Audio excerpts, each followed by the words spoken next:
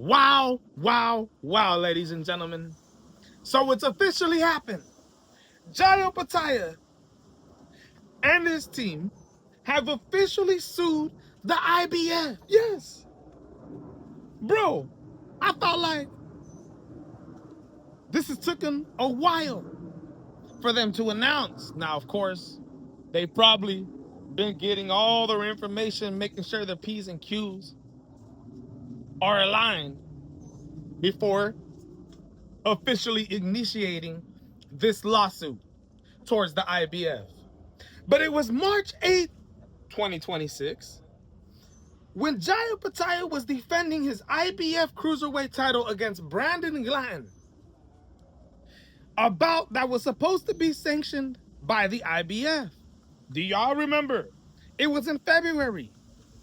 It was in February, ladies and gentlemen, when we had already knew that the ZUFFA Cruiserweight title was going to be on the line along with the IBF World title.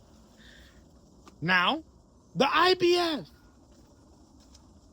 to act like they didn't know about this, the IBF, who were supposed to sanction a fight, but then ended up withdrawing. March 6th, 2 days before the goddamn fight happens. Right after the press conference, the IBF decides to pull sanctioning from the event, ladies and gentlemen. Now, why was this? Their so-called real reason is because they don't acknowledge the ZUFFA Cruiserweight World title. They don't acknowledge it. And because the ZUFFA Cruiserweight World title's on the line, by rules, the IBF World title will not acknowledge this. And we are pulling from our sanctioning. From sanctioning the event. Even though Jai Opetaia had already paid his sanctioning fees. Ladies and gentlemen, the real reason, now there could be multiple reasons, okay, which we're about to get into, but the real reason why the IBF pulled sanctioning that event was because they felt disrespected on the way the IBF was represented. Even though at the press conferences, Jai Opetaia had the IBF bout on the table, they didn't like the fact that ZUFFA wasn't acknowledging the IBF bout, you know, putting them on posters and putting them on the background of the wall or anything like that, but chose to acknowledge their ZUFFA Cruiserweight title. And at the time, it's still, to this day, it's still not a real bout until the UBO officially gets past the Unified Boxing Organization, until the Revival Act and then all that officially finishes getting put in place. But it was not only that reason that a lot of people were thinking the IBF pulled their sanctioning from this event, but also, if y'all don't remember, when we had heard the first news involving Jai Opetaia and his attorneys sending the IBF a letter, ladies and gentlemen, letting them know that they believe there's industry-wide collusion going on here. Industry-wide collusion. The sanctioning bodies getting together and trying to hurt ZUFFA boxing. As y'all know, Dana White and the initiating phases of ZUFFA boxing coming into the boxing world was all hate for the sanctioning bodies. So, of course, the sanctioning bodies had to start scrambling around. Promoters, everybody in the world of boxing had to get on their P's and Q's. Because you guys had these ZUFFA dudes coming to the game. Wow. Jai Opetaia and his team are claiming that they believe industry-wide collusion was going on. And they have text messages from high executives, if y'all don't remember, that can prove this. Bro, the IBF is going to come out with a statement, of course, and it's going to say, look, this is why we pulled sanctioning from the event, because the ZUFFA Cruiserweight World title was on the line. And by rules, we can't accept that. Even though they knew that the ZUFFA Cruiserweight title was going to be on the line and decided to pull sanctioning 2 days before the event. Jai Opetaia and his team claim that they believe this was a planned setup, ladies and gentlemen, to hurt ZUFFA Boxing, to pull excitement away from the event that took place on March 8th with Brandon Glanton, and to hurt the reputation of Jai Opetaia. Ladies and gentlemen, I have to read this to you coming from ESPN. They dropped a little statement on all this that's going down today. I want to read this to you to give you a little bit more information, and we're going to discuss what they say. It says, Opetaia had twice won the IBF Cruiserweight bout in 2022 and then again in 2024 when he beat Marius Brides by unanimous decision. He then defended the IBF title 4 times leading up to that fight with Glanton on March 8 under the ZUFFA banner, which he won in one-sided fashion. The Glanton fight was also for the inaugural ZUFFA Boxing Cruiserweight bout. The lawsuit says the bout was only ceremonial in nature, not an attempt to circumvent title sanctioning by IBF or professional boxing's other 3 sanctioning bodies. Now, when it comes to that statement, they technically may be true, but I firmly disagree with the statement that says the bout was only ceremonial in nature, not an attempt to circumvent title sanctioning by the IBF. At the end of the day, Jai Opetaia did have his IBF Cruiserweight title right there. He was allowed to hold it wherever he was. If Dana White and these guys really didn't want to push the IBF and really wanted to disrespect them, they could have told Jai Opetaia to leave those bouts at home. But they don't put it on the posters. And they don't really let you know that the IBF was involved going into that fight if you only paid attention to what ZUFFA Boxing had to say. As in, if you look at Ryan Garcia versus, if you look at the ZUFFA posters, if you look at the way ZUFFA announces this, do you see the WBC anywhere? No. Ladies and gentlemen, even though the WBC title is on the line. So they do kind of circumvent showing the IBF and letting people know, ladies and gentlemen. But technically, they can say that it's only a ceremonial in nature. Now, let's continue. It says, it asserts that the IBF raised no objections in the days before the event, but nevertheless was upset by title-like promotion surrounding the event, which is true. So the IBF, like I explained, already knew that the ZUFFA Cruiserweight title was going to be on the line. Ladies and gentlemen, we all knew that.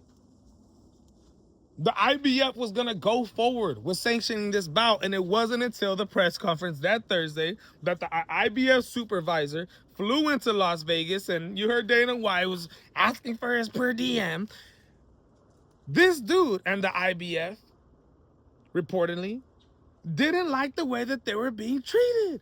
As far as from the hotel, as far as to the respect that they had, as far as to the representation of the IBF belt at the press conference, even though Jai Opetaia held the IBF bout, still did the second day weigh-in for the IBF after he won the ZUFFA Cruiserweight title, had the IBF title on his shoulders. The IBF did not like the way that this fight was being put out as, with the IBF not being the total picture here. They didn't like the fact that ZUFFA is taking all the shine. They foul play, ladies and gentlemen. So the IBF supervisor gets back on the plane. Next thing you know, you hear the breaking news. They're pulling out of sanctioning the event. My goodness, let's carry on. It says, 11 days after Opetaia beat Brandon Glanton, the IBF stripped Opetaia of his cruiserweight title, which is true. I believe that was March 19th. The IBF initially sanctioned the Opetaia-Glatton fight, and the suit says Opetaia paid the IBF $73,000 in sanctioning fees the day before he was to fight Glatton. The suit says the IBF did not provide the requested disclosures to the Nevada State Athletic Commission before accepting Opetaia's fees, as required by the Ali Act. Ladies and gentlemen, if you're wondering what the request disclosures is, that's what this is right here. Check it out. Quick definition. Let's continue. An IBF spokesperson declined comment Wednesday, saying the organization will release a statement when it's appropriate. The Nevada Athletic Commission did not immediately respond to ESPN request for comment. The suit accuses IBF Executive Director Daryl Peoples of having coordinated with other sanctioning bodies in a scheme to inflict the maximum amount of reputational and financial harm on Jai Opetaia to punish him for signing with ZUFFA Boxing.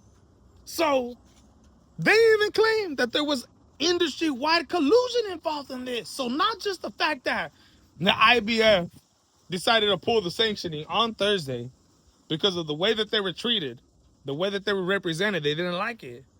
But the IBF but Jai Opetaia and his attorney came out with a statement and said they got direct messages and proof that there's industry-wide collusion going down, with high executives between sanctioning bodies text messaging each other in response to harm what ZUFFA Boxing had going on. Now, you can't be surprised that this is going down, especially with the way that Dana White and ZUFFA Boxing and these dudes initiated their entrance into boxing towards the sanctioning bodies.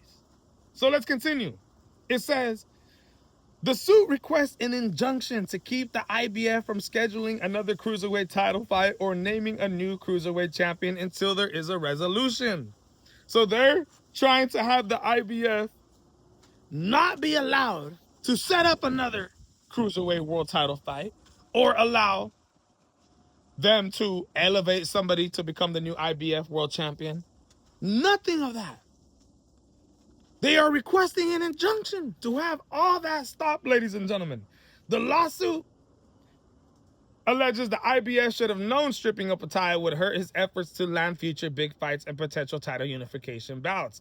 It alleges that the Big Four and their agents have acted and continue to act in concert to retaliate against Jai for signing with ZUFFA Boxing. So there you have it, ladies and gentlemen. Jai Opetaia is also fighting in this suit, is trying to have his IBF title reinstated. It's trying to have the IBF make him the cruiserweight champion once again.